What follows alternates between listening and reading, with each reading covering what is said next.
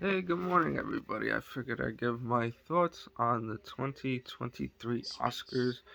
And I will say, you know, like I said, the choices were better this year. Of course, as usual, there's always the usual snubs, including, the movie Till not getting nominated. Of course, the actress playing Mammy Till wasn't nominated. And of course, the Woman King, not getting nominations, including the Best Director category or even an acting uh, nomination for Viola Davis. And what else could I say? There were a lot of surprise, like I said, a lot of what I consider surprises, and snubs, and I will say, if anything, the biggest winner of the night was that movie Everything Everywhere All at Once, and it had which won about 7 Oscars, including the one for like Best Supporting Actor for Ki Hu Wan, who was known as Short Kick and Indiana Jones and the Temple of Doom.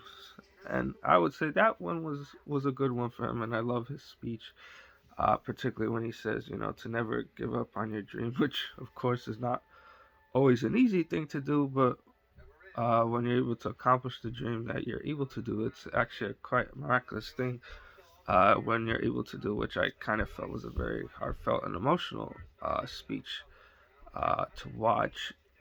And of course, in terms of Jamie Lee Curtis winning the Best Supporting Actress, also for Everything Everywhere All at Once. I mean, I'm happy that she got it. And, she deserved her Oscar win. I mean, however, in my personal opinion, I think if based on performance wise, I would say that one should have went to Angela Bassett because her performances, Queen Ramonda and Wakanda Forever, was more powerful, and I would think a better performance than Jamie Lee Curtis, and Everything Everywhere All at Once. Because I mean, in terms of what I think about the movie, it's not a bad movie by any means, but I just felt it was a slightly overrated. Just my personal opinion, even though yes, Michelle Yeoh also won the best actress, for Everything Everywhere All at Once, and she was quite good in that movie as well. Even though the nominees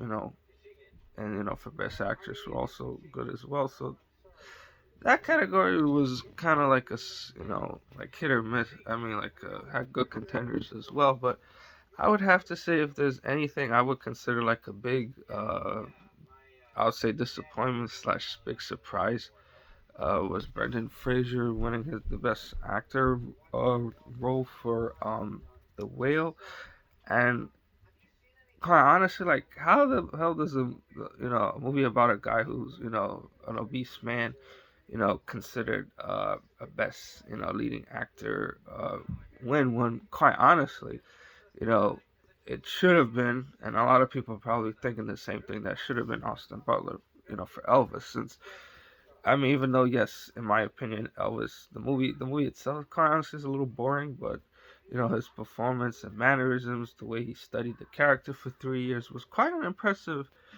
feature, to pull off. And quite honestly, I think, in my honest opinion, he was more deserving of the award, and I'm guessing many other people thought the same thing. And in terms of like Everything Everywhere winning the Best Picture, that's kind of debatable because I mean I think there were other Best Picture nominees I think that were far more deserving of the award, particularly like say Top Gun Maverick, which of course became a big surprise hit.